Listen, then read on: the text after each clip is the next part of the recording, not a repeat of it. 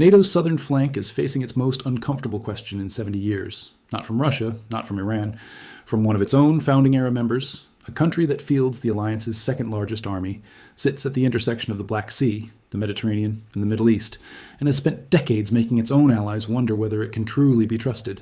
This week, that question was forced into the open, inside NATO's own house, in the one city chosen specifically because of how much leverage this country now holds over the alliance's future. You are about to understand exactly why Turkey has become the ally that NATO cannot live without and cannot fully trust, and you will be very surprised by how this story actually ends. For decades, Turkey occupied a strange, uncomfortable seat inside the North Atlantic Alliance. It joined in 1952, barely 3 years after NATO's founding, brought in specifically to anchor the alliance's southern flank against the Soviet Union. Its geography did something no other member could replicate. It gave the West a foothold near the Middle East, a watchtower over the Black Sea, and a buffer along one of the most contested borders of the entire Cold War. On paper, Turkey was a triumph of NATO strategy. In practice, it was the beginning of a relationship defined by mistrust that has never fully gone away. Now I will show you the moment this mistrust first took root, because it explains almost everything that has happened since. In the early 1960s, the United States installed Jupiter nuclear missiles on Turkish soil, a direct, visible American commitment to Turkey's defense against Soviet aggression. Then came the Cuban Missile Crisis.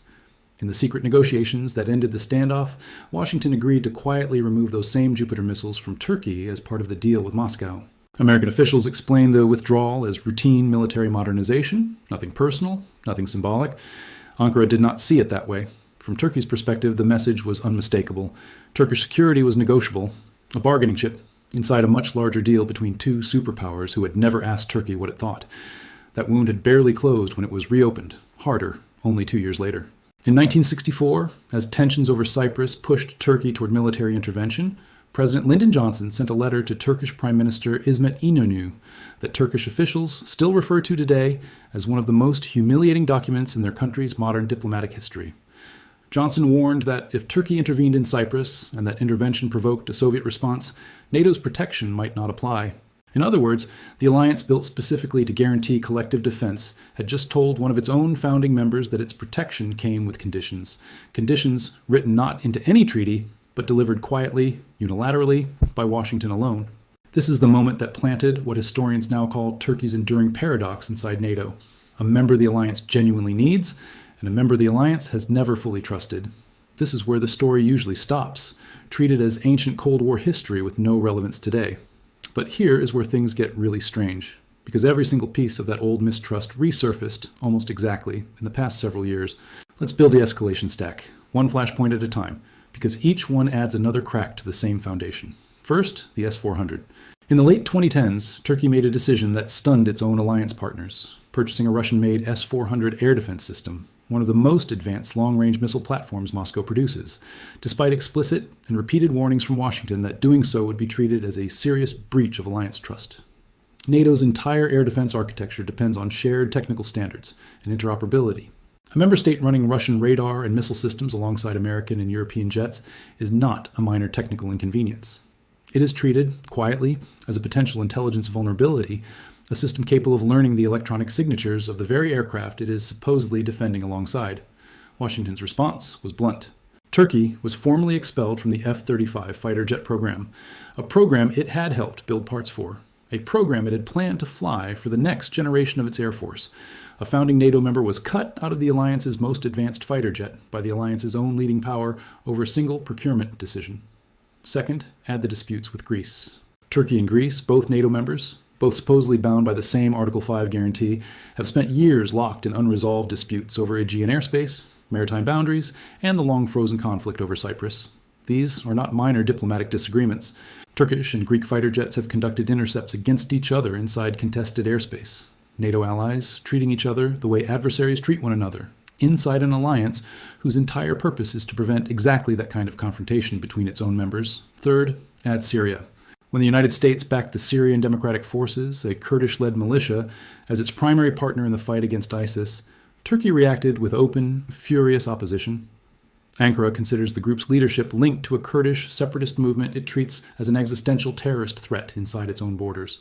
Washington's closest ground partner in one of its most important counterterrorism campaigns was, from Turkey's point of view, an enemy operating with American weapons on Turkey's own doorstep. Two NATO allies backing opposing sides of the same civil war simultaneously. By the time you stack the Jupiter missiles, the Johnson letter, the S-400, the F-35 expulsion, the Aegean disputes, and the Syria standoff on top of each other, you are not looking at isolated incidents. You are looking at a single, unbroken 70-year pattern. Every time global tension rises, NATO rediscovers exactly how much it needs Turkey's geography, its army, its position at the crossroads of three continents. And every time that tension eases, even slightly, the alliance's deeper discomfort with Turkey's independent streak resurfaces immediately. This is the paradox in its purest form, and it is exactly the paradox that walked into Ankara this month, at the one summit where it could not be avoided. Because the location itself was not an accident.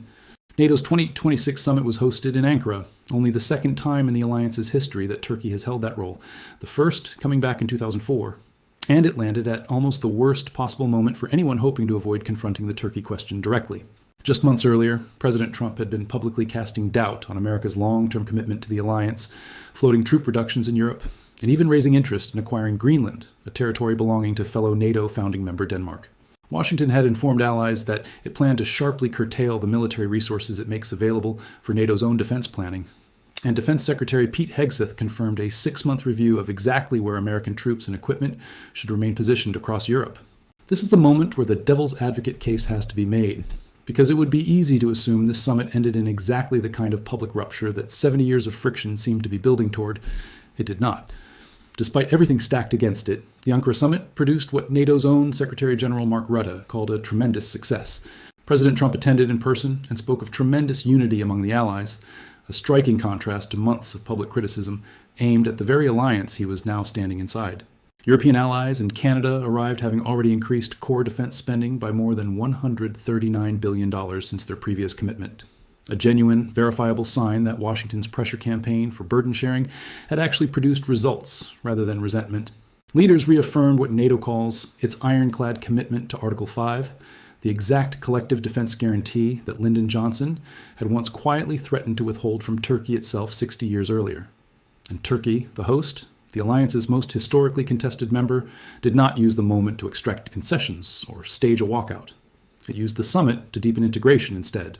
Turkish officials expanded cooperation on next-generation space-based defense programs, contributing satellite and early warning technology to shared NATO space initiatives designed to give the alliance faster detection of incoming threats. New counter-drone investment commitments, more than $40 billion worth, were announced, with Turkey positioned as a central node in NATO's evolving air defense architecture, the same architecture that had been thrown into crisis by the S-400 purchase less than a decade earlier.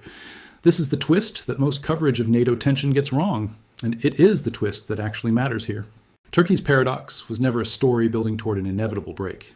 It was a story about an alliance that keeps discovering again and again across 70 years that geography and capability outweigh even the deepest mutual suspicion. Every single flashpoint we just walked through, the Jupiter missiles, the Johnson letter, the S-400, the F-35 expulsion, the Aegean standoffs, the Syria dispute, ended not with Turkey leaving the alliance or being formally pushed out of it, but with both sides quietly recalculating just how much they still needed each other. Let's go back to the beginning. At the start of this story, we asked why NATO's southern flank was facing its most uncomfortable question in 70 years. The honest answer is that this question is not new, and it is not actually about to produce the collapse so many headlines have implied. It is the same question the alliance has been asking itself since 1952, and answering the same way every single time real pressure arrives. Turkey remains, as one defense analysis put it plainly, militarily valuable, geographically essential, and regionally influential, especially precisely when the alliance faces genuine crises along its southern and eastern edges, exactly the conditions defining this moment, with wars still active in Ukraine and around Iran. The real threat to NATO's cohesion in 2026 was never coming from Ankara. It was coming from Washington's own uncertainty about how committed it remains to the continent it helped rebuild after the Second World War. And in the one summit where that uncertainty could have finally broken the alliance apart, it was Turkey. The member NATO has spent 70 years learning to need and struggling to trust. That helped hold the room together instead. The paradox did not resolve. It simply proved itself again, in real time, in front of the entire world.